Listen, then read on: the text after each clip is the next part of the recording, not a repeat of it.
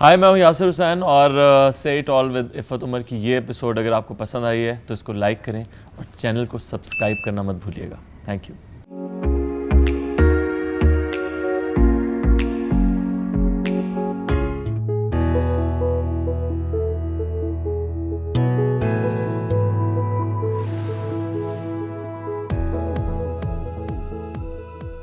Hi viewers, Hanif Jewelry and Watches present Say It All with Iffat Umar. आज हम अपने programme में आपको एक ऐसे लड़के से मिला रहे हैं जिसने काम भी इतना ज़्यादा नहीं किया, जो कम स्क्रीन पे आता है लेकिन सबका फेवरेट है और एक स्टार है। मैं बात कर रही हूँ यासिर हुसैन की। Hi Yasir and welcome to my show। Thank you very much. Are you ready to say it all? Yes. Last time मैं जब मिली थी ना कोई लड़की थी, ना शादी की कोई बात हो रही थी, बल्कि हम बात कर रहे थे कि तुम्हारे लिए कैसी लड़की होनी चाहिए। और अगली दफ़ा मैं मिल रही हूँ, शादी भी हो गई, सब कुछ हो गया, हनीमून भी हो गया। ये इतनी जल्दी लव कैसे हुआ? एक तो लास्ट टाइम जब आप मिली थी तो लड़की तो थी जब हम मिल रहे थे लेकिन ये था कि ज़िंदगी में कोई लड़की नहीं थी। तो उसके बाद फिर मिल गई एक लड़की। ओके, तो tell me your love story. हुआ कि वो कौन सा मोमेंट था when you thought she is the one? हम लोग अवार्ड्स पे थे, हम अवार्ड्स पे ह्यूस्टन में नहीं, टोरंटो में। तो वहाँ पे मैं देखता हूँ एक एक्ट्रेस वहाँ परेशान घूम रही है कि उसका फ़ोन खो गया है। ओके, उससे पहले तुम एक दूसरे को नहीं जानते? एक दफ़ा लास्ट अवार्ड्स पे हम मिले थे और हमने एक तस्वीर खिंचवाई थी शायद। ओके, बस वो इतनी जान पहचान थी, मैंने काम भी नहीं दिखाया था। ओके, और वो इस तरह जानती थी कि वो मेरे फिल्म के प्रीमियर पे आई थी। ओके, तो लाहौर से आगे गए तो बस मैंने देखा वो परेशान है। मैं गया, मेरा एक्ट ख़त्म हो गया था। तो मैं अमूमन एक्ट ख़त्म हो जाए तो मैं अवार्ड शो से चला जाता हूँ कि आप अपना काम करें। क्या बात है आपकी। तो नहीं, होना भी यही चाहिए। अगर आपका कुछ नहीं है अवार्ड में कि आपको अवार्ड मिलना भी नहीं है, तो कोई इस काबिल ही नहीं कि उनके लिए बैठा जाए। तो मैं जा रहा था तो मैंने देखा वो परेशान खड़ी है। मैंने पूछा यार क्या सीन है? तो उसने कहा मेरा फ़ोन खो गया। तो सब उसे कहते इतने बड़े शो में अब तुम्हें कहाँ फ़ोन मिलेगा? तो मैं शायद वाहिद आदमी था जिसने कहा कि नहीं फ़ोन मिल जाएगा, फिक्र नहीं करो। You were hero. हाँ, तो मैंने कहा नहीं, मिल जाएगा। मैंने सिर्फ इतना कहा और एक औरत वहाँ से फ़ोन लेके आ गई, ये आपका फ़ोन। तो वो खुश हो गई। उसके बाद फिर सहीफ़ा, मैं और हिरा मानी, हम लोग एक ही गाड़ी में, मेरे एक जानने वाले थे, उनकी गाड़ी थी, तो उनमें मैंने इन्हें ड्रॉप कर दिया होटल।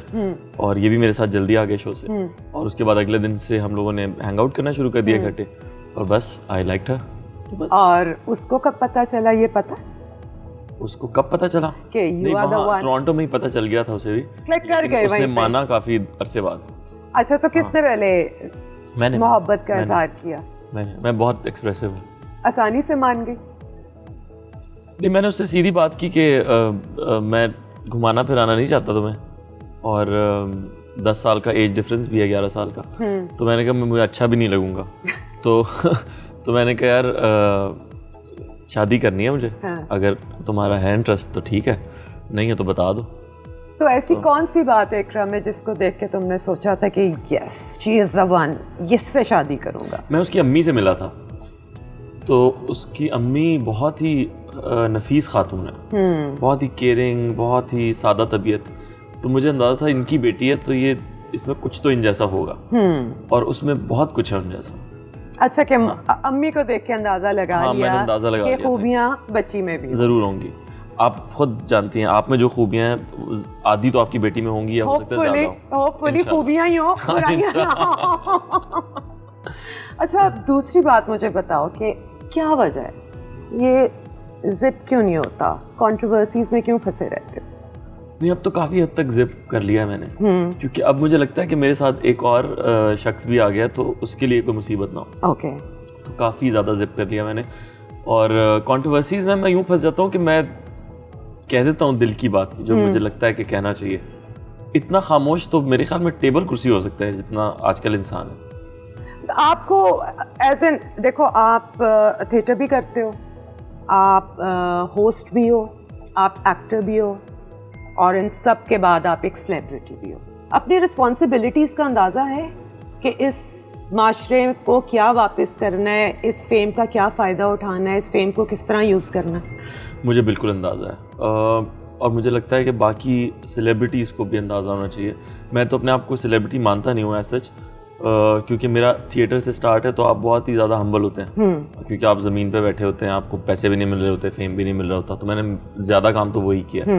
मैंने 12 साल से मैं इंडस्ट्री में, मैंने 12 साल में 3 ड्रामे किए। बिल्कुल, 3 ड्रामे किए और 4 फिल्में, शायद 2 फिल्म्स की। तो मेरा कोई इतना बॉडी ऑफ वर्क भी नहीं है, तो सेलिब्रिटी होने के लिए वो भी बहुत ज़रूरी होता है। तो मुझे लगता है कि जो सेलिब्रिटीज़ हैं जिनके नाम पे चीज़ें बिकती हैं, उन्हें बस ये देखना चाहिए कि वो बेच क्या रहे हैं। तो उससे मुझे बहुत, आजकल वो एक कोई नस्वार आई हुई है पैकेट वाली, वो हर एक्टर उसे एंडोर्स कर रहा है। तो मैं बोला नहीं उस बारे में कभी भी कि क्यों कर रहे हैं, मे बी उनको ज़रूरत हो, मे बी इसलिए मैं खुल के अभी भी ना उनका लॉजिक ये होता है कि पैसे मिल रहे हैं, हमें पैसे मिलेंगे, हम कुछ भी मुझे सिर्फ ये कि कोई आपको देख के अगर वो करने लगेगा तो वो एक बुरी चीज़ है। वो एक टबैको की, तो ये एक रिस्पॉन्सिबिलिटी में आता है, एक रिस्पॉन्सिबिलिटी है।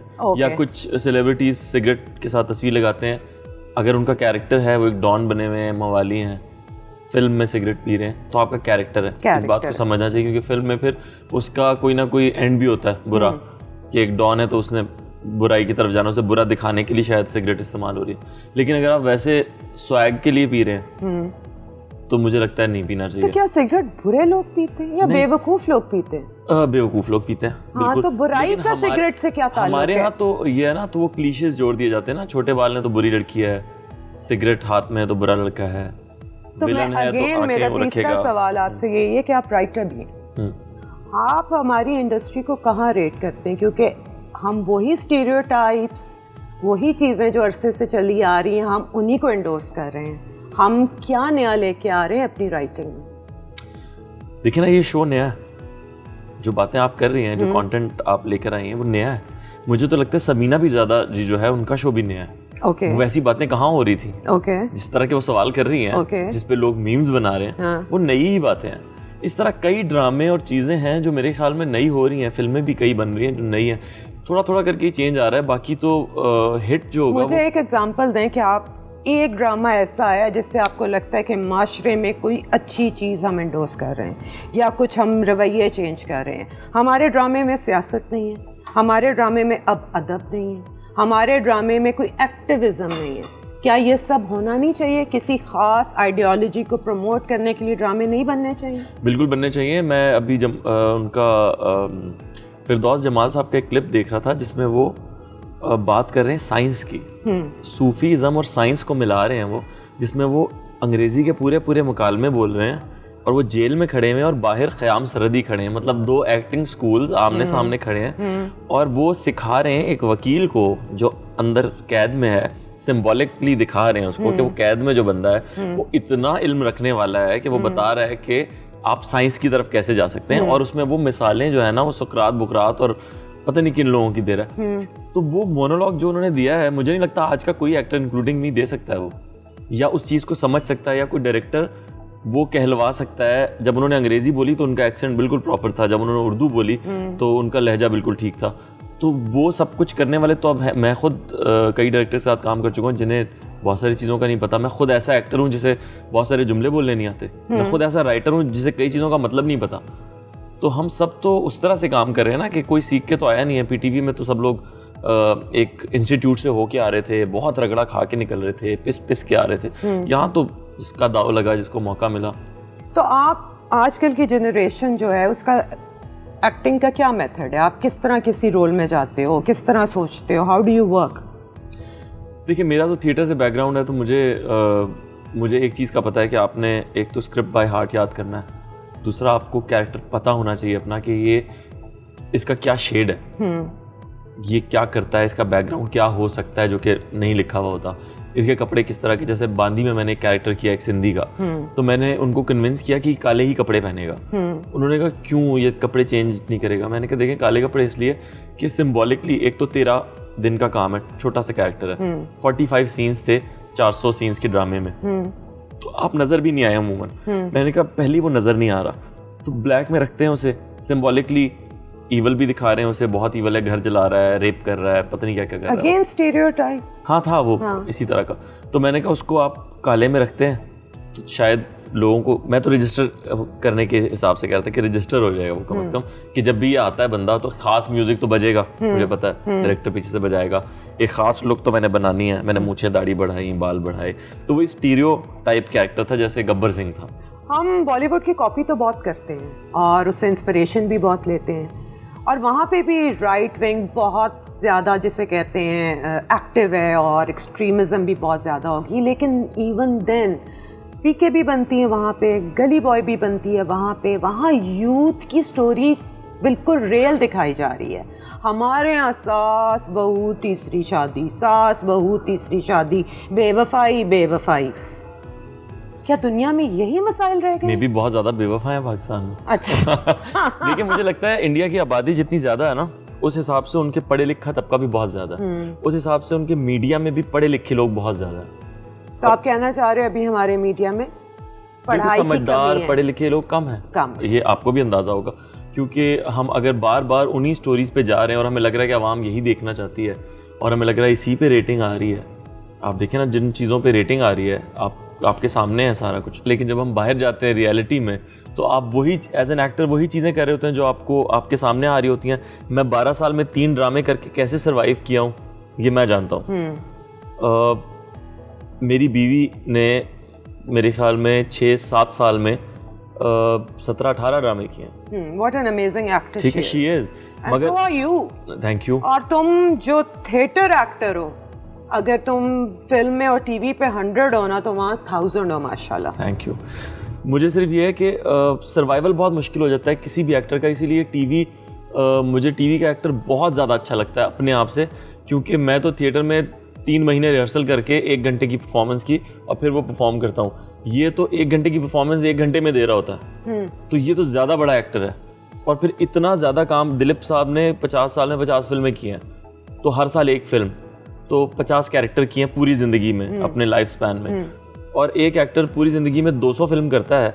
तो मुझे बताएं, वो दिलीप कुमार से ज़्यादा अच्छा एक्टर है क्या, जो उसके पास इतना कैरेक्टर और इतने नए नए एक्सेंट और चीज़ें आ रही हैं? इतना तो है ही नहीं हमारे अंदर। तो जब हम ज़्यादा निकालते हैं तो बस वो ख़त्म हो जाता है सारा कुछ। तो बड़ी बात है कि इकरा ने इतने कम अरसे में इतने ड्रामे करके भी अच्छी एक्ट्रेस आप कह रही हो, बहुत अच्छी अमेजिंग एक्ट्रेस एक्टर। है। तो मुझे नहीं लगता मैं इतना अच्छा एक्टर हूँ कि मैं 10-12 साल में 20 ड्रामे करता। मैं अगर 20 ड्रामे करता तो मैं एक्सपोज हो जाता। अच्छा, 3 ड्रामे किए हैं, 2 फिल्में की हैं, और वैसे तुम थिएटर करते हो, गुजारा कैसे होता है? मैं चार्ज ज़्यादा करता हूँ। नहीं, मैं लिखता भी हूँ, बीच में अवार्ड शोज भी कर लेता हूँ। ओके। तो अच्छा हो जाता है। और मुझे लगता है पैसों का जो ताल्लुक है वो आपका और खुदा का है, क्योंकि रिस्क है ना। तो मुझे लगता है वो किसी से नहीं हो ही नहीं सकता। वो मेरा तो कभी भी नहीं है। मैंने आज तक अपना अकाउंट चेक नहीं किया, मैंने आज तक अपना वॉलेट चेक नहीं किया, बस वो खुद ही आते जाते हैं उसके अंदर पैसे। मैंने थोड़ी सी आपके दोस्तों से आपके बारे में जब पूछा, आपके सब दोस्तों ने मुझे यही कहा कि एक फैंटास्टिक दोस्त है और मलंग बंदा है, ट्रू आर्टिस्ट है। वाकई ये मलंग बंदा ना, मुझे अमर की अम्मी, ओके, मुझे फरिया जवीन, वो एक मॉल में मिली, मैं उसके साथ था, ज़ारा के साथ। तो मैं आइसक्रीम खा रहा था तो मुझे मिली, कहती मैंने कहा अस्सलाम वालेकुम, कहती है वालेकुम सलाम। तब तक हम पहले मिल नहीं चुके थे। तो मैंने कहा जी आपके हम ड्रामे वगैरह देखते हैं। तो कहती है नहीं, बहुत शुक्रिया। तो फिर वो ज़ारा से कहने लगी मैनू बड़ा पसंद है मुंडा। तो उन्होंने इतना ही कहा था कि मेरा चमचा नीचे गिर गया। हाँ। तो मैंने वो चमचा उठाया और टिश्यू साफ करके फिर खाना। कहती देखना मलंग जे है। तो मलंग जे हो तुसी? हाँ मैं हूँ। And Iqra is okay with that? वो बहुत मलंग है। अच्छा। आप देखिए शादी के बाद वो कब मेकअप में नजर आई है कहीं, वो मेरे साथ ऐसे ही घूमती रहती तो है। प्यारी बात है, उसको मेकअप की जरूरत नहीं है। लोग नीचे कमेंट्स में लिख रहे होते हैं ना, बगैर मेकअप ना हो, ये क्या मेकअप क्यों नहीं किया हुआ, इसकी शक्ल देखो शादी के बाद क्या हो गया। हमारे लोगों को ज़्यादा प्रॉब्लम है ना कि मेकअप ना करने पे इतना मसला हो जाता है, उसको नहीं है मसला। और अच्छी बात है, मुझे तो वो हर हाल में पसंद है। माशाल्लाह, शी इज माशाल्लाह, you guys make a beautiful couple. Allah तुम दोनों को बहुत खुश रखे।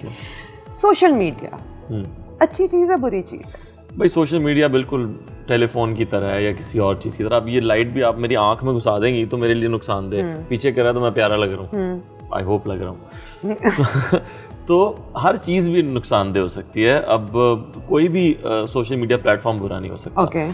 और फ्रीडम ऑफ स्पीच कितने सालों बाद तो मिला है आवाम को, हट के क्यों नहीं आएंगे वो? क्यों नहीं मुझे आएंगे? तो बिल्कुल बुरा नहीं लगता कि मुझे। अच्छा, अभी कुछ हमारे एक्टर्स कह रहे थे कि टिकटॉक बैन हो जाना चाहिए।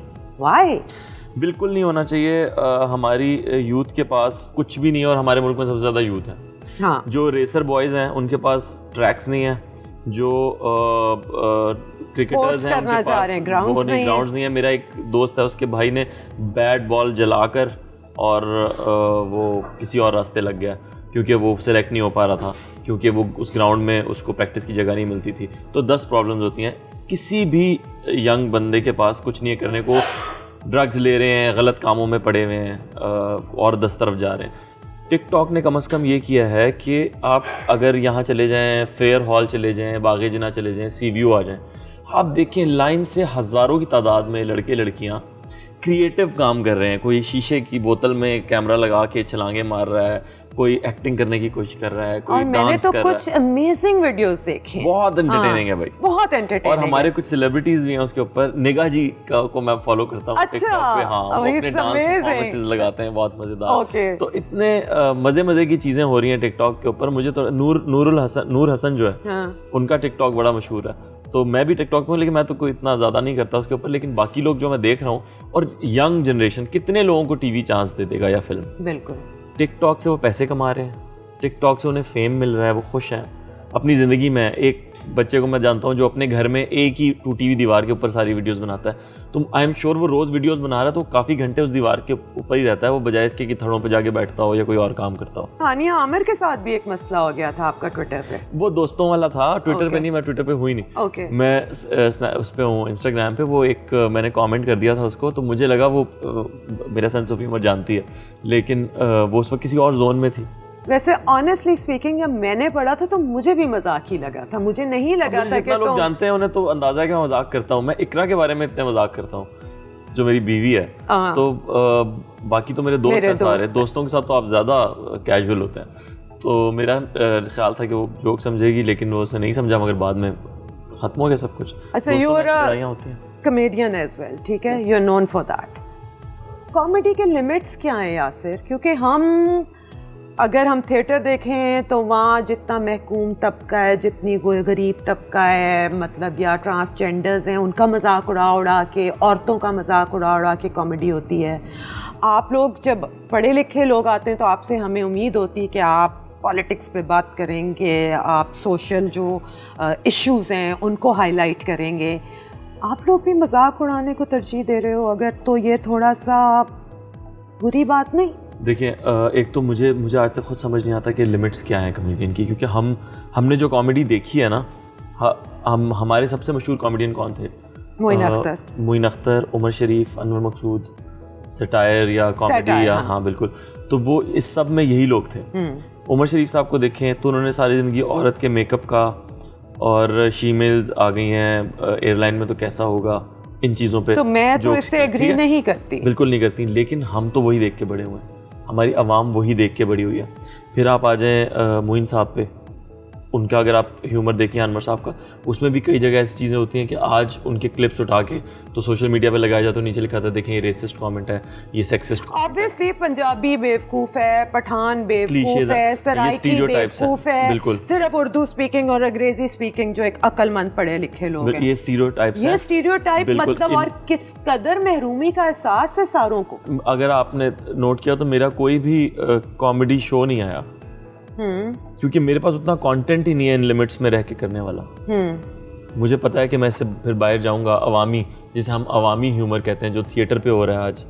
अगर आप पंजाबी थिएटर देखें, जो सबसे हिट चीज़ है, जो बिकता है, जहाँ के आर्टिस्ट को बहुत पैसा मिलता है, वो अगर आप ह्यूमर जाके देखें तो वो माँ बहन से तो नीचे बात ही नहीं कर रहे। Exactly, और औरत मार्च हम इसीलिए कर रहे हैं कि ये सोच बदलो।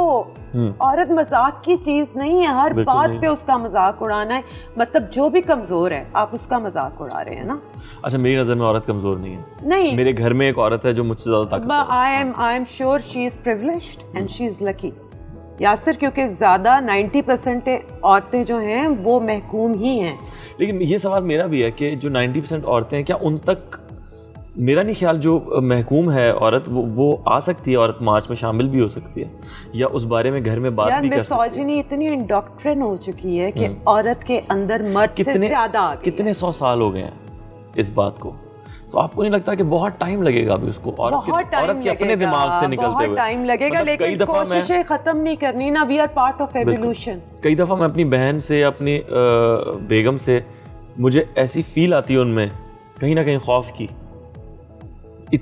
इतना जैसे एक एक्ट्रेस है इकरा, या मेरी बहनें पढ़ी लिखी हैं और हर चीज़ जानती हैं, हुनरमंद, और उसके बावजूद उनमें एक खौफ है कहीं ना कहीं, वो कहीं ना कहीं आदमी के पीछे छुपना चाहते हैं। निकलते हुए हम डरते हैं, अच्छा मेरे साथ चलोगे, अच्छा मैंने अकेले नहीं जाना, अच्छा मुझे वहां तक छोड़ दो। फिजिकली शायद उतने पावरफुल नहीं है और लॉ एंड ऑर्डर इतना पावरफुल नहीं है, तो फिर ऑटोमेटिकली वो डर जाना। मैं तो इस हक में हूँ कि इन सारी चीज़ों के बारे में बात की जाए, मगर प्लेटफॉर्म्स कहाँ हैं? मुझे बताएं, मैं अगर एक ड्रामा लिख के लेके जाता हूँ किसी चैनल के पास, वो तो अप्रूवल में फंसा रह जाएगा। अच्छा, अब हमने बहुत बड़े बड़े सवाल कर लिए हैं, तो अब जरा थोड़े फन सवाल। आपने सारे मुझसे ही कर लिए हैं, बाकी इसके लिए कुछ। हर इंटरव्यू डिफरेंट होता है। मैं आपको 2 चॉइसेस दूंगी, आपने कुछ भी इमेजिन करके एक नाम लेना है। ठीक है, may be better actor, more pretty, या आप फिल्म बना रहे हैं, किसको लेंगे? माहिरा और माया? इकरा। आपने पहले तो बताया उसका नाम क्यों नहीं डाला इसमें? बिकॉज मैं आपको मुश्किल में नहीं डालना चाहती थी, मैंने आपके उसमें इकरा का नाम नहीं डाला। नहीं, आप इकरा का नाम डालें। नया पाकिस्तान और पुराना पाकिस्तान, फर्क क्या है दोनों में? नबील कुरैशी और वजाहत रऊफ? फॉर मी वजाहत रऊफ। उशना शाह या महविश? महविश। सबा कमर और सज्जन? सबा। हुमायूं सईद और फवाद खान?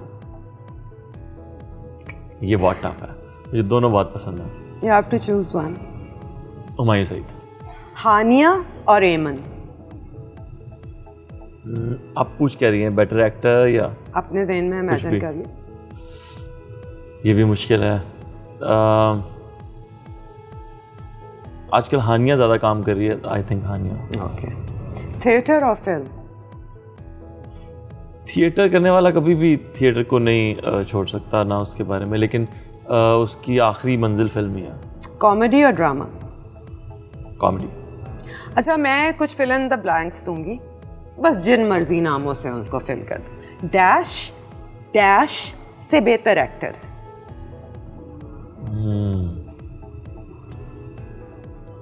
इमरान अशरफ, यासिर हुसैन से बेहतर एक्टर। डैश डैश से बेहतर एक्ट्रेस है? इकरा माया से बेहतर एक्ट्रेस। डैश को डायरेक्शन छोड़ देनी चाहिए? मैंने इतने ज़्यादा लोगों के साथ काम ही नहीं किया, वरना मुझे कैसे पता कि किसको डायरेक्शन छोड़ देनी चाहिए।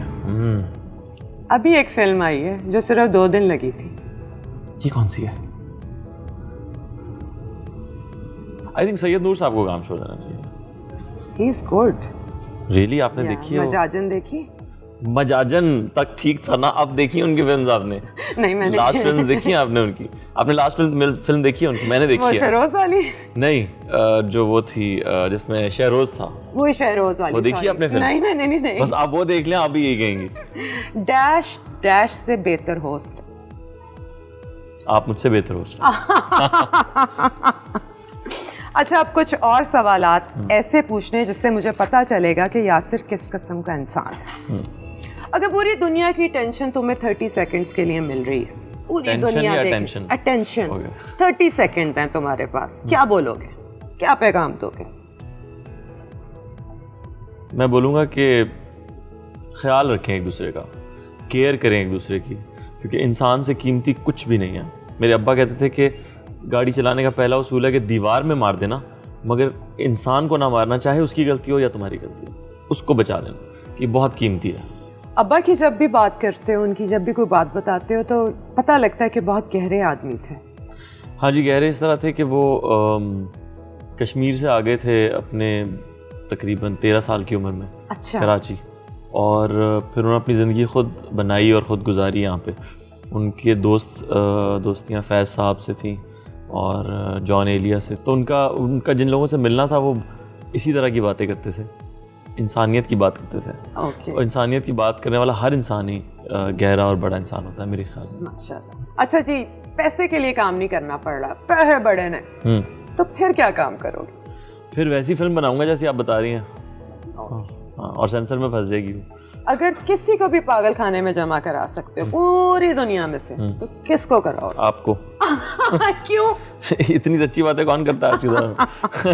पागल ही है ना आप, और क्या है।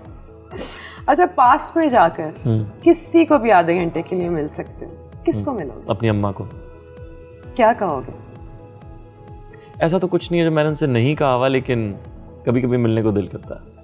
अच्छा, आपकी और इकरा के दरमियान ऐसा कौन सा डिफरेंस है जिससे आपको मोहब्बत ही बहुत है कि यार ये फर्क तो है लेकिन I love her for that? Age का जो फर्क है हमारा। Okay. I am 33, she is 22। तो वो और तरह सोचती है, मैं बिल्कुल और तरह सोचता हूँ। तो कंपैटिबिलिटी फिर कैसे हुई? अगर मुझे उसकी सोच पसंद है। Is she mature? She is. या चाइल्डिश है? कई चीज़ों में बहुत मैच्योर है, कई चीज़ों में बहुत चाइल्डिश है। और एक बीवी से एक्सपेक्ट क्या करते हो कि पार्टनरशिप में वो क्या दे तुम्हें? पहले मुझे सिर्फ होता था कि बस मुझे मेरी बीवी खाना दे, खाना बना के दे। कितनी टिपिकल सोच है ना कि खाना बना के बीवी दे। और कुछ नहीं चाहिए मुझे, बस खाना बना के दे। हाँ। लेकिन इकरा को खाना बनाना नहीं आता, तो मैं उसे खाना बना के देता हूँ। लेकिन व्हाई नॉट? हाँ, व्हाई नॉट? उसको नहीं आता तो, लेकिन उसको बाकी इतना कुछ आता है, अपने काम में इतनी तेज है और वैसे चीज़ों में बहुत अच्छी है, घर संभालने में बहुत अच्छी है। तो शादी के बाद सबसे पहली लाइफ में क्या चेंज लगी? चेंज मेरे ख्याल मेरे कुत्ते को कोई चेंज लगाओ तो लगाओ, मुझे तो कोई चेंज नहीं लगा। उसको चेंज लगा कि मुझे कम टाइम दे रहा है आजकल। तुम लोगों की जॉब तो ऐसी है, शादी के फौरन बाद तुम लोगों ने काम भी करना शुरू कर दिया। अच्छा, असल में हुआ ये कि हमने प्लान किया था कि शादी के बाद हम कोई काम नहीं लेंगे 6 महीने तक, लेकिन शादी से बिल्कुल पहले मुझे एक फिल्म और उसको एक बहुत अच्छा ड्रामा ऑफर हो गया। तो मैं नहीं चाहता था कि वो शादी की वजह से एक बहुत अच्छा प्रोजेक्ट छोड़े, क्योंकि अभी उसने लास्ट इतने अच्छे ड्रामे किए हैं कि मैं चाह रहा था कि वो एक और अच्छा ड्रामा कर ले, ये ना वो बाद में कह यार मैंने शादी क्यों कर ली है, तो मेरे हाथ से ड्रामा ही निकल गया। तो मैंने कहा चलो ये तुम कर लो और मीनवाइल मैं ये फिल्म कर लूँगा, उसके बाद हम ब्रेक ले लेंगे। तो अब इंशाल्लाह वो दोनों कंप्लीट होने वाले हैं, अब हम ब्रेक में चले जाएंगे इंशाल्लाह। अच्छा, हर एक का ना एक पर्सनल इमेज होता है खुदा का, personal image of God. What's yours? पता नहीं, इस बारे में तो इस मुल्क में बात करने से भी डर लगता है कि आप क्या कहें तो क्या चीज़ बुरी लग जाए किसी को। हालांकि मैं अपने खुदा के बारे में, अपने अल्लाह के बारे में बात कर रहा हूँ, जो मुझसे वो कह रहा है खुद कि मैं तुम्हारी शहरत से ज़्यादा करीब हूँ, तो वो तो मेरे इतने करीब है कि मैं उसके बारे में कोई भी बात कर सकता हूँ। लेकिन अलमिया ये है और दुख की बात है कि हम उसके बारे में उसका जिक्र ही नहीं करते, क्योंकि कहीं खुदा ना खास्ता कोई गलत बात किसी इंसान को बुरा ना लग जाए कि मैं अपने खुदा के बारे में बात कर रहा हूँ। कितनी अजीब बात है ये कि मैं इंसान से डर रहा हूँ अपने खुदा की बात करने पर। तो मुझे बहुत मेहरबान, बहुत रहीम करीम लगता है मुझे, बिल्कुल वो गुस्से वाली पर्सनालिटी। और क्योंकि मैं अपनी बात करूँगा, गुनहगार लोग हैं, उसके बावजूद किसी चीज़ की कमी नहीं है, हर चीज़ है, मतलब तो फिर कैसे वो। सेंसरशिप के बारे में यासिर क्या सोचता है? आई थिंक सेल्फ सेंसरशिप होनी चाहिए, और उसके अलावा जो हमारा आप मीडिया की बात करिए ना, जहाँ होनी चाहिए वहाँ नहीं है। मुझे लगता है कि हमारे ड्रामों में वो जैसे कहते हैं ना कि कपड़ों वाले नंगे नाच कुछ होते हैं, कपड़ों वाले जिसमें कपड़े तो पूरे होते हैं लेकिन वो वाहियात होते हैं। मुझे लगता है हमारे कई ड्रामे ऐसे हैं जिसमें इस तरह से चीज़ों को दिखाया जा रहा है जो मुझे नहीं लगता कि फैमिली के साथ बैठ के देख सकते हैं आप। Really? हाँ, कई दफ़ा ऐसा होता है। और फिल्म पे उतनी ही सख्ती की जा रही है, जबकि टीवी एक ऐसा मीडियम है जो बच्चा रिमोट उठा के खोल के देख सकता है, और फिल्म एक ऐसा मीडियम है जहां आप अपने बच्चे को लेकर ही नहीं जाएंगे, आपके पास चॉइस है। आप टिकट लेके जा रहे हो, अगर आपने देखनी नहीं देखनी आप ना जाओ, आपके पास चॉइस है। और फिल्म में भी आप सर्टिफिकेट दें, आप चॉप क्यों कर रहे हैं उसे, आप सर्टिफिकेट दें कि भाई ये फिल्म फैमिली के लिए नहीं है और सिर्फ इस तरह के लोग रेटिंग पे एज आप उस पे लिखते हैं, तो आप वो लिख दें, आप उस पे जाएं। लेकिन यहाँ तो फिल्म चॉप कर दी जाती है, तो ये नहीं होना चाहिए मेरे ख्याल में। और सेंसरशिप बहुत सारी ऐसी चीज़ों पे लग जाती है जहाँ पे नहीं होनी चाहिए। हम फिल्म में सियासत की बात नहीं कर सकते, हालांकि दुनिया भर में जिस एरा की फिल्म आप उठाएं तो सियासतदान को करप्ट दिखाएंगे, शराबी दिखाएंगे, यहाँ तक कि रेपिस्ट भी दिखाएंगे। मैं कई सियासतदानों को जानता हूँ जो बिल्कुल ऐसे नहीं है। यार आखिर ये मुल्क चल ही रहा था ना, डेमोक्रेसी में चल ही रहा था ना। बिल्कुल, क्या लड्डू मिल गए हमें जब डेमोक्रेसी नहीं थी, मुल्क और तबाह हुआ। तो चलने तो दें, 15 साल डेमोक्रेसी चलने तो दें। मुझे तो लग रहा है ये शो कैसे आगे बढ़ेगा जिस तरह की आप बातें कर रही हैं, इसमें ये शो का आगे बढ़ना बड़ा मुश्किल हो रहा है। पिछले दिनों हमारे बहुत बड़े राइटर हैं खलीलुर रहमान कमर, उन्होंने कोई स्टेटमेंट दी थी सोनिया हुसैन के बारे में, जिसके बारे में आपने भी कुछ बोला था। मेरी सोनिया बहुत अच्छी दोस्त है, मेरी भी बहुत अच्छी, एंड शी इज अ तो मुझे वंडरफुल मुझे बहुत पसंद है सोनिया। और सोनिया की सबसे अच्छी बात यह है कि उसने मुझे शादी पे फ्रिज लेके दिया, तो मैं तो बहुत खुश हूँ। और मैं उसे कहा था लाल रंग का चाहिए, उसने लाल रंग का लेके दिया। तो मेरी सोनिया से इस तरह की दोस्ती है कि मैंने सोनिया से कहा, उसने मुझसे कहा तुझे मैं क्या गिफ्ट दूं, मैंने कहा मुझे फ्रिज लेके दे। हालांकि मतलब ये फ्रिज ऐसी चीज़ है कि आप खुद भी जाके ले लेंगे, एक छोटा सा फ्रिज है, लेकिन वो इतनी स्वीट है। अगले दिन वो रिबन बंधा हुआ फ्रिज आ गया मेरे घर। तो इसके अलावा सोनिया के साथ मैंने टेलीफिल्म्स किए हैं, काफ़ी ज़्यादा हमने काम किया और बहुत ही अच्छी। नहीं, आप समझे वो आपकी दोस्त नहीं है, फिर भी जो खलील साहब ने उनके बारे में कहा उन्हें कहना चाहिए था। एज एन एक्ट्रेस तो बनता ही नहीं है ना, क्योंकि सोनिया एक बहुत कमाल ने वो मेरे प्रोग्राम में कहा था और मेरे पूछने पे कहा था, क्योंकि मैंने रिसर्च की थी और मुझे पता चला था कि ये रोल पहले सोनिया को ऑफर हुआ। ऐसी 10 चीजें होती हैं जो पहले किसी और को ऑफर होती हैं, फिर किसी और को ऑफर हो जाती हैं, और इतनी बड़ी बात बना दी उसके बाद। नहीं, वो हो जाता है, कभी कभी इंसान थोड़ा जज्बाती हो जाता है, लेकिन मुझे लगता है कि हम लोग ना बहुत ज़्यादा जजमेंटल हो जाते हैं उस पॉइंट पे आके कि एक बंदे से अगर गलती हो गई है तो आप उसका पिछला सारा करियर फ्लश नहीं कर सकते। जैसे खलील साहब ने सोनिया का सारा करियर फ्लश कर दिया और हम लोगों ने खलील साहब का सारा करियर फ्लश कर दिया। बिल्कुल नहीं, आज तक कहीं बैठ के ये नहीं कहा कि वो राइटर बुरे हैं, उन जैसा राइटर शायद ही कम है और कम ही आएंगे। ये अनवर मकसूद साहब के बाद इतना पक्का जुमला मैंने सिर्फ खलीलुर रहमान कमर साहब का बिल्कुल, ये तो हमने इनकार ही कभी नहीं किया, उनके करियर पे तो आए नहीं, हम तो उनकी सोच को नहीं मानते और हम अपना ओपिनियन देते हैं। हाँ ठीक है ना, नहीं माननी चाहिए उनकी सोच को, मुझे भी उनकी सोच से इख्तिलाफ था। मैंने सोनिया की सपोर्ट में एक पोस्ट लगाई थी कि वो एक बहुत ही बेहतरीन अदाकारा है, बहुत सोनिया बहुत पक्की अदाकारा है, बहुत अच्छी मतलब मुझे लगता है सोनिया उन एक्ट्रेसेस में से है जो जिनको ज़्यादा जिनके बारे में बोला नहीं जाता कि ये बहुत अच्छी एक्ट्रेस है। जैसे इकरा के बारे में बोला जाता है, सज्जल के बारे में बोला जाता है, सबा के बारे में बोला जाता है, सोनिया अंडररेटेड है, उसके बारे में बहुत कम बोला जाता है। उसको वो ब्यूटी से मेरे ख्याल में एसोसिएट कर दिया जाता है, इतनी है ना कि वो गालिब आ जाती है, वो है, लेकिन उसका एक्टिंग मेरे ख्याल खूबसूरती से ज़्यादा बहुत कमाल एक्ट्रेस है, बहुत कम। अच्छा, फील्ड में दोस्तियाँ किस किस से? अच्छा, मेरी सबसे है। ओके, मैं जिसके साथ भी मिलता हूँ मेरी अच्छी दोस्ती होती है। अनवर मकसूद साहब के बहुत क्लोज हो? अनवर साहब के मैं बहुत क्लोज हूँ। अनवर साहब ने, मैं आज जो भी हूँ उसमें अनवर साहब का उतना ही हाथ है जितना मेरी फैमिली का, मेरे माँ बाप का हाथ। कैसे? अनवर साहब ने मुझे थिएटर में बहुत अच्छे कैरेक्टर्स दिए। अनवर साहब ने मुझे सोचने की सलाहियत दी। अनवर साहब ने मुझे ये चुनने की सलाहियत दी कि क्या काम ठीक है और क्या गलत है। और वरना मैं भी अभी एक ड्रामे का एक ऐसा अदाकार होता जो जिसके बाद आपके शो पे आने का भी टाइम ना होता और जिसका हर ड्रामा एक जैसा होता। अच्छा, 3 ऐसी कौन सी चीज़ें हैं जो तुम हमारी इंडस्ट्री से ख़त्म करना चाहते हो? ख़त्म? रेटिंग सिस्टम मैं ख़त्म करना चाहता हूँ, वो नहीं होना चाहिए। एक रेटिंग सिस्टम ख़त्म करना चाहता हूँ, एक दो तो मैं अदाकार ख़त्म करना चाहता हूँ। मजाक कर रहा हूँ।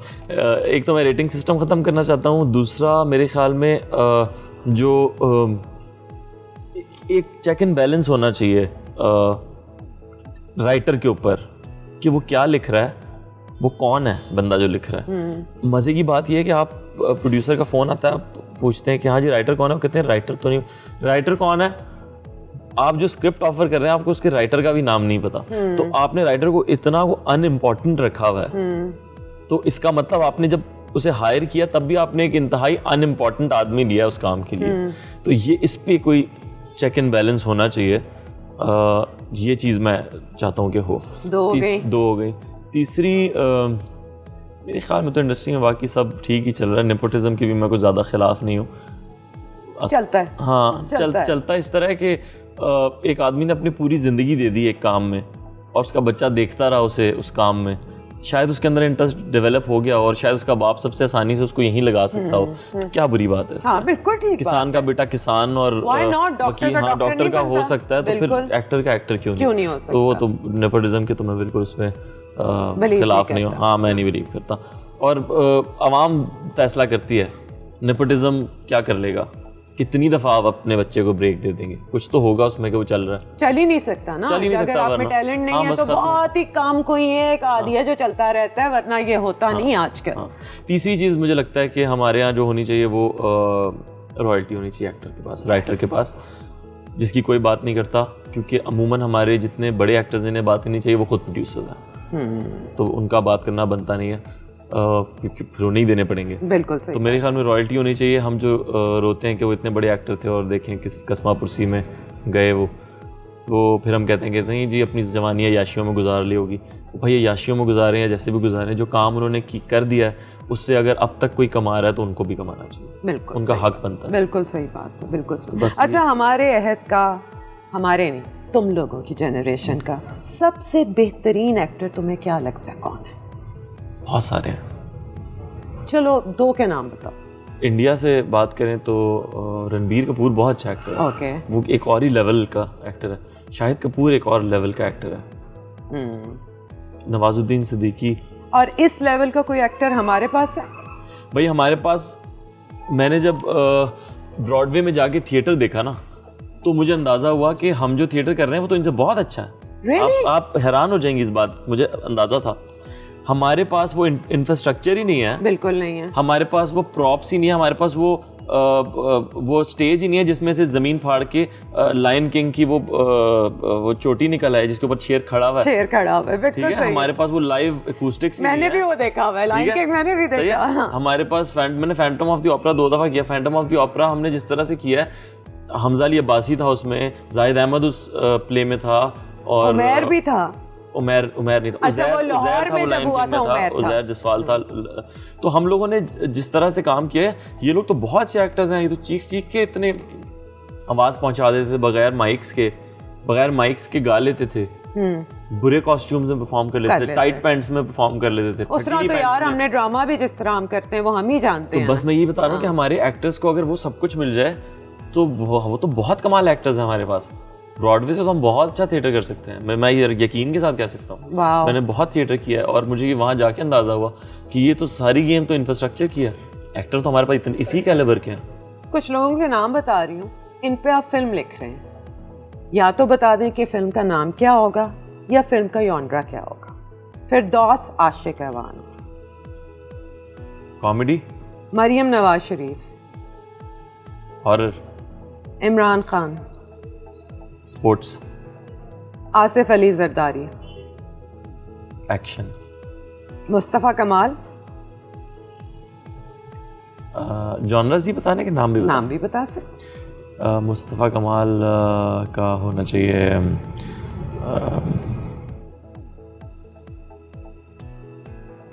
नहीं, मेलोड्रामा ही कोई। अच्छा, अगर कोई पूरी दुनिया में किसी फिल्म, कोई भी फिल्म का रीमेक बन सकता है, किसके रीमेक में काम करना चाहोगे? लैला मजनू के रीमेक में काम करना चाहूँगा, या मंटो के। अच्छा, मुझे लगता है वो कैरेक्टर मेरा था। मंटो में मंटो का कैरेक्टर सरमद से बेहतर कर लेते। ये तो मैं नहीं जज करता, सरमद ने बहुत अच्छा किया और सरमद बहुत अच्छा एक्टर है, इसमें तो कोई डाउट है नहीं कि मैं कहूँ नहीं सरमद है तो ऐसी। मगर वो आपने पूछा कि कौन सा तुम्हें लगता है कि मुझे करना चाहिए, अब मैं भूल के ये बात कह रहा हूँ कि सरमद और नवाजुद्दीन सिद्दीकी की फिल्म आ चुकी है। मुझे लगता है वो कैरेक्टर, चूँकि मैं राइटर हूँ और मैं ऐसा कॉन्टेंट लिखना चाहता हूँ और लिखता नहीं हूँ, और मैं उन सारी चीज़ों को फील करता हूँ जो मंटो साहब करते थे। तो मुझे ऐसा लगता है कि वो अगर मैं एक्टर हूँ तो मैं ज़्यादा कनेक्ट कर पाता, और सरमद ने भी इसीलिए ज़्यादा अच्छा कनेक्ट किया कि वो राइटर भी है। अच्छा, नया क्या काम कर रहे हो यासिर, इतना कम काम करते हो? मैंने भी एक फिल्म की है, कल ख़त्म हुई है उसकी शूट, बल्कि आज सुबह ख़त्म हुई है उसकी शूट। उसका नाम है पीछे तो देखो, और वो एक हॉरर कॉमेडी है, बहुत मज़े की फिल्म है। आतिफ अली डायरेक्टर हैं उसके, राइटर भी वही हैं, और एवरेडी की प्रोडक्शन है, और मेरे साथ आदि है उसमें। हाँ, तो बहुत बहुत इंटरेस्टिंग फिल्म है। और इसके अलावा मैंने सुना था आप और इकरा कोई फिल्म कर रहे हैं? इसके अलावा मैंने सुना था मैं इकरा और आप एक फिल्म कर रहे हैं। तो वो फिल्म पता चला शेल्व हो गई, अभी फिर पता चला कि वो कह रहे हैं अप्रैल से शूट है, लेकिन अभी तक मेरी उनसे कोई बात नहीं हुई इस बारे में कि कब से शूट स्टार्ट हो रही है। खुद अभी एक दूसरी फिल्म पे हैं, तो लेट्स सी उसका क्या होता है। फॉर इंस्टेंस 5 साल का हम पीरियड लेते हैं, क्या क्या अचीव करना चाहते हो अगले 5 साल में? मैं एक बहुत बेहतर इंसान बनना चाहता हूँ। मैं जितने सुकून में अल्हम्दुलिल्लाह अभी हूँ, इससे ज़्यादा सुकून में होना चाहता हूँ। मुझसे जितने लोग अभी खुश हैं, मैं चाहता हूँ मुझसे उससे ज़्यादा लोग खुश हों मुझसे। मेरी ज़बान या मेरे हाथ, मेरे किसी भी चीज़ की ज़द में कोई ना आए, और मुझे कोई पैसे, फेम, इन चीज़ों में अगर इंटरेस्ट होता तो मेरे अभी तक 20 और 25 और 30 ड्रामे होते हैं, जो कि पाकिस्तान में बकौल आपके मेरे जितने मशहूर एक्टर के लिए ड्रामे करना कोई मुश्किल काम नहीं है। और पैसे आपके लिए कमाना, प्रोग्राम्स करना मुश्किल नहीं है, आपके लिए होस्टिंग करना मुश्किल नहीं है। तो ये सारे काम अल्हम्दुलिल्लाह मैं कर सकता हूँ, लेकिन मेरे लिए ये काम सिर्फ एक काम है, जैसे बैंकर के लिए उसकी जॉब है, या शायद वो भी बहुत सीरियसली लेता होगा। तो मेरे लिए तो वो मैं कोट पढ़ रहा था कल और मैं अपने क्रू को सुना रहा था। उसका था कुछ मफहूम इस तरह के, जिस जॉब के लिए आप अपनी जान मारते हैं उस जॉब से आप 1 मिनट में हटा दिए जाते हैं अगर आप मर जाएं या बिल्कुल सही बात और है। कोई और आपकी जगह आ जाता है और वो काम रुकता भी नहीं, बिल्कुल नहीं रुकता। तो इस काम के या किसी भी काम के पीछे कोई इतनी जान क्यों मारे? अपनी ज़िंदगी, अपना फैमिली, अपनी पूरी लाइफ। मैंने इकरा को शादी के बाद ये समझाया कि मैंने कहा यार देखो, फेम वेम सब तुम्हारा अपनी जगह, लेकिन मैं तुमसे ये चीज़ चाहता नहीं हूँ, लेकिन मैं चाहता हूँ तुम सोचो ज़रूर इस बारे में कि ये सब कुछ एक ज़िंदगी का एक छोटा सा पार्ट है, एक बहुत छोटा सा पार्ट है। जैसे ट्रैवलिंग एक छोटा सा पार्ट है, फैमिली बाकी एक छोटा सा पार्ट है, घर एक पार्ट है, बाकी एक्सटेंडेड ख़ानदान एक पार्ट है, दोस्त एक पार्ट है, उसी तरह ये काम भी एक पार्ट है। लेकिन अब मैं जब मीडिया के लोगों को देखता हूँ तो मुझे लगता है कि 60-70% ये है उनकी ज़िंदगी में और 30% में बाकी सारी चीज़ें आती हैं। प्रोग्राम ख़त्म करने से पहले कोई सवाल आप मुझसे करना चाहते हो यासिर? हम साथ कब काम करेंगे? मेरे ख्याल से कि वही फिल्म मैं फिर कर ही लूँ। बिल्कुल, अगर वो डायरेक्टर सुन रहे हैं हमारी बात सुन रहे हैं तो मैं आपकी अम्मी बनने के लिए दोबारा तैयार हूँ। हालांकि आपकी और मेरी एज में बहुत ज़्यादा फर्क नहीं होगा। नहीं, काफ़ी फर्क है। अच्छा, मैं आपकी अम्मी हो सकती हूँ, कितना फर्क है। चले, आज के दौर में कोई एक्ट्रेस मान रही है, मैं इस बात पे बड़ा खुश हूँ। Thank you so much Yasir, it was lovely talking. Pleasure.